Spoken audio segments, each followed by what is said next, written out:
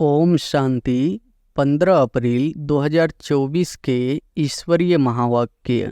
पहले एक नज़र मुरली के मुख्य पॉइंट पर। बाबा ने कहा, जो बाप को पहचानते हैं और ब्राह्मण भी बनते हैं, वही फिर पावन दुनिया में आकर राज्य करते हैं। यह संगम युग है ही पुरुषोत्तम अर्थात उत्तम ते उत्तम पुरुष बनने का युग। लोग पतित पावनी पानी को समझते हैं, सिर्फ गंगा नहीं, जो भी नदियां हैं, जहाँ भी पानी देखते हैं समझते हैं पानी पावन करने वाला है। अगर पानी में स्नान करने से पावन हो जाते फिर तो इस समय सारी सृष्टि पावन होती। पावन तो बनना है आत्मा को, इसके लिए तो परमपिता चाहिए जो आत्माओं को पावन बनाए। हम शूद्र वर्ण के थे, अब ब्राह्मण वर्ण के बने हैं। शिव बाबा प्रजापिता ब्रह्मा द्वारा बनाते हैं। हम हैं सच्चे सच्चे मुखवंशावली ब्राह्मण। और फिर बाबा ने कहा, ब्रह्मा भी पुनर्जन्म लेते हैं। ब्रह्मा और सरस्वती माँ और बाप, वही फिर महाराजा महारानी लक्ष्मी नारायण बनते हैं। जिसको विष्णु कहा जाता है वही फिर 84 जन्मों के बाद आकर ब्रह्मा सरस्वती बनते हैं। इस चक्र के राज को दुनिया में तुम्हारे सिवाय और कोई नहीं जानते हैं। इस समय तुम जन्म तो लेते हो, परंतु सूकर कुकर कुत्ते बिल्ली नहीं बनते हो। प्रतिज्ञा करते हैं हम पवित्र रहेंगे। बाबा कोई वह राखी नहीं बंधवाते हैं, यह तो भक्ति मार्ग का रिवाज चला आता है। सुख और दुख का खेल है, आधा कल्प सुख आधा कल्प दुख है। बाप समझते हैं 3/4 से भी तुम जास्ती सुख भोगते हो। आधा कल्प के बाद भी तुम धनवान थे, कितने बड़े मंदिर आदि बनवाते हैं। दुख तो पीछे होता है। पहले एक की पूजा फिर देवताओं की पूजा करते थे, अभी तो 5 भूतों के बने हुए शरीरों की पूजा करते हैं। चैतन्य की भी तो जड़ की भी पूजा करते हैं। और फिर लास्ट में बाबा ने कहा, कहते हैं भक्ति परंपरा से चली आती है। अब सतयुग में भक्ति कहाँ से आई, मनुष्य बिल्कुल समझते नहीं। मूढ़ बुद्धि है ना। शरीर भी उनका लेता हूँ जो अपने जन्मों को नहीं जानते हैं। यही नंबर 1 जो सुंदर था वही अब श्याम बन गया है। अभी तुमको पवित्र होकर मरना है। मेरा पाठ ही पावन बनाने का है। बाबा कहने से ही रोमांच खड़े हो जाते हैं। ओहो, बाबा आया है।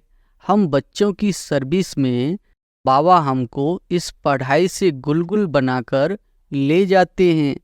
इस गंदी छीछी दुनिया से हमको ले जाएंगे अपने साथ। सतयुग में रोने का नाम नहीं होता। यहाँ तो कितना रोते हैं, जब स्वर्ग में गया तो फिर रोने क्यों चाहिए, और ही बाजा बजाना चाहिए। बाबा कहते तुम आत्म अभिमानी हो, सिर्फ तुम पावन और पतित बनते हो। और अब सुनते हैं महावाक्यों को विस्तार से।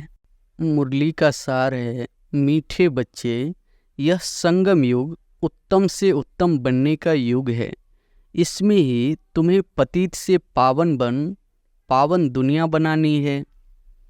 प्रश्न है, अंतिम दर्दनाक सीन को देखने के लिए मजबूती किस आधार पर आएगी? उत्तर है, शरीर का भान निकालते जाओ। अंतिम सीन बहुत कड़ी है। बाप बच्चों को मजबूत बनाने के लिए और शरीरी बनाने का इशारा देते हैं। जैसे बाप इस शरीर से अलग हो तुम्हें सिखलाते हैं, ऐसे तुम बच्चे भी अपने को शरीर से अलग समझो और शरीरी बनने का अभ्यास करो। बुद्धि में रहे कि अब घर जाना है। ओम शांति। मीठे मीठे रूहानी बच्चे हैं तो जिस्म के साथ बाप भी अभी जिस्म के साथ है। इस घोड़े व गाड़ी पर सवार है और बच्चों को क्या सिखलाते हैं? जीते जी मरना कैसे होता है और कोई यह सिखला न सके सिवाय बाप के। बाप का परिचय सब बच्चों को मिला है। वह ज्ञान सागर पतित पावन है। ज्ञान से ही तुम पतित से पावन बनते हो और पावन दुनिया भी बनानी है।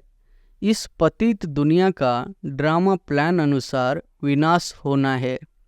सिर्फ जो बाप को पहचानते हैं और ब्राह्मण भी बनते हैं वही फिर पावन दुनिया में आकर राज्य करते हैं। पवित्र बनने के लिए ब्राह्मण भी जरूर बनना है। यह संगम युग है ही पुरुषोत्तम अर्थात उत्तम ते उत्तम पुरुष बनने का युग कहेंगे। उत्तम तो बहुत साधु संत महात्मा वजीर अमीर प्रेसिडेंट आदि है, परंतु नहीं, यह तो कलयुगी भ्रष्टाचारी दुनिया पुरानी दुनिया है। पतित दुनिया में पावन एक भी है नहीं।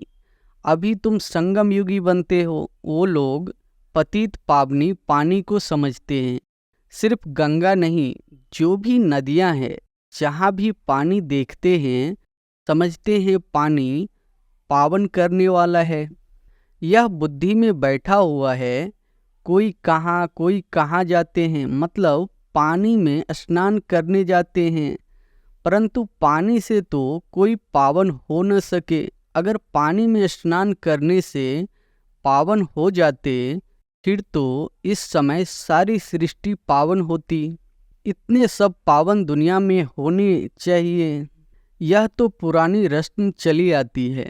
सागर में भी सारा किचरा आदि जाकर पड़ता है, फिर वह पावन कैसे बनेंगे?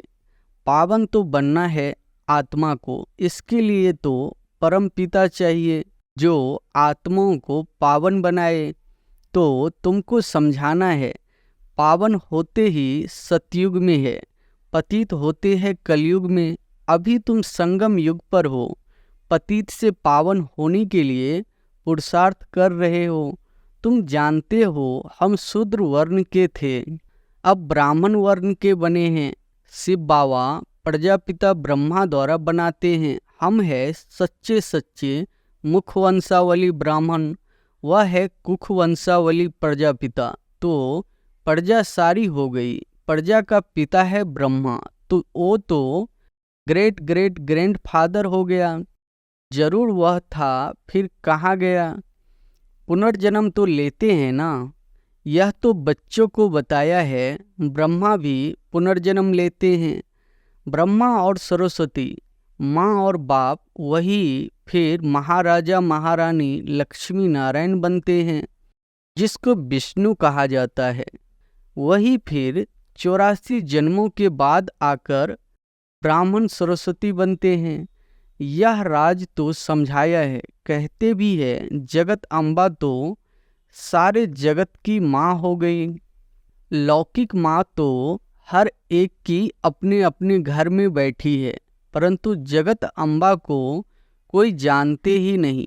ऐसे ही अंधश्रद्धा से कह देते हैं, जानते कोई को भी नहीं। जिसकी पूजा करते हैं उनके एक्यूपेशन को नहीं जानते। अभी तुम बच्चे जानते हो रचयिता है ऊंचे ते ऊंच। यह उल्टा जहार है। इनका बीज रूप ऊपर में है। पाप को ऊपर से नीचे आना पड़े तुमको पावन बनाने। तुम बच्चे जानते हो बाबा आया हुआ है हमको इस सृष्टि के आदि मध्य अंत का ज्ञान देकर फिर उस नई सृष्टि का चक्रवर्ती राजा रानी बनाते हैं। इस चक्र के राज को दुनिया में तुम्हारे सिवाय और कोई नहीं जानते हैं। बाप कहते हैं फिर 5000 वर्ष बाद आकर तुमको सुनाऊंगा। यह ड्रामा बना बनाया है। ड्रामा के क्रिएटर डायरेक्टर मुख्य एक्टर्स और ड्रामा के आदि मध्य अंत को न जाने तो उनको बेअकल कहेंगे ना। बाप कहते हैं 5000 वर्ष पहले भी हमने तुमको समझाया था, तुमको अपना परिचय दिया था जैसे अब दे रहे हैं, तुमको पवित्र भी बनाया था जैसे अब बना रहा हूँ। अपने को आत्मा समझ बाप को याद करो, वही सर्वशक्तिमान पतित पावन है, गायन भी है अंत काल जो फलाना सिमरे। वल वल अर्थात घड़ी घड़ी ऐसी योनि में जाए। अब इस समय तुम जन्म तो लेते हो परंतु सुकर कुकर कुत्ते बिल्ली नहीं बनते हो। अभी बेहद का बाप आया हुआ है, कहते हैं मैं तुम सभी आत्माओं का बाप हूँ। यह सब काम चिता पर बैठ काले हो गए हैं, इन्हों को फिर ज्ञान चिता पर चढ़ाना है। तुम अब ज्ञान चिता पर चढ़े हो, ज्ञान चिता पर चढ़ फिर विकारों में जा न सके। प्रतिज्ञा करते हैं हम पवित्र रहेंगे, बाबा कोई वह राखी नहीं बांधवाते हैं, यह तो भक्ति मार्ग का रिवाज चला आता है। वास्तव में यह है इस समय की बात। तुम समझते हो पवित्र बनने बिगर पावन दुनिया का मालिक कैसे बनेंगे। फिर भी पक्का कराने के लिए बच्चों से प्रतिज्ञा कराई जाती है। कोई ब्लड से लिखकर देते हैं, कोई कैसे लिखते हैं। बाबा आप आए हैं, हम आपसे वर्षा जरूर लेंगे। निराकार साकार में आते हैं ना, जैसे बाप परम धाम से उतरते हैं वैसे तुम आत्माएं भी उतरती हो, ऊपर से नीचे आती हो पाठ बजाने। यह तुम समझते हो यह सुख और दुख का खेल है। आधा कल्प सुख आधा कल्प दुख है। बाप समझाते हैं 3/4 से भी तुम जास्ती सुख भोगते हो। आधा कल्प के बाद भी तुम धनवान थे, कितने बड़े मंदिर आदि बनवाते हैं। दुख तो पीछे होता है जब बिल्कुल तमो प्रधान भक्ति बन जाती है। बाप ने समझाया है तुम पहले पहले अव्यभिचारी भक्त थे, सिर्फ एक की ही भक्ति करते थे। जो बाप तुमको देवता बनाते हैं, सुख धाम ले जाते हैं, उनकी ही तुम पूजा करते थे। फिर बाद में बेभिचारी भक्ति शुरू होती है। पहले एक की पूजा फिर देवताओं की पूजा करते थे। अभी तो 5 भूतों के बने हुए शरीरों की पूजा करते हैं। चैतन्य की भी तो जड़ की भी पूजा करते हैं। 5 तत्वों के बने हुए शरीर को देवताओं से भी ऊंच समझते हैं। देवताओं को तो सिर्फ ब्राह्मण हाथ लगाते हैं, तुम्हारे तो ढेर के ढेर गुरु लोग हैं।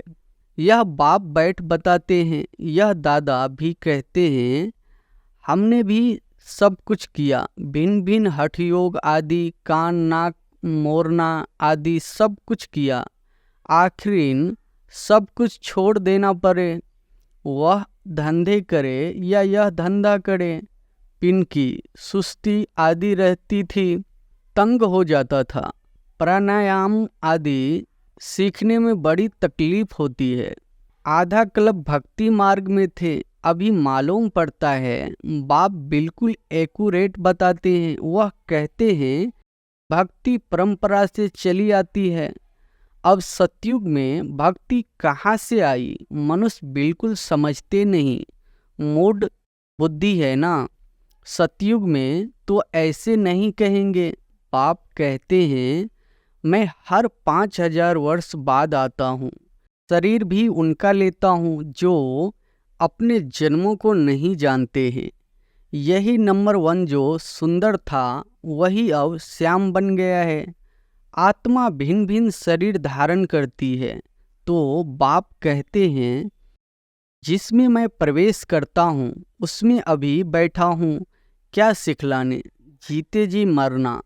इस दुनिया से तो मरना है ना, अभी तुमको पवित्र होकर मरना है।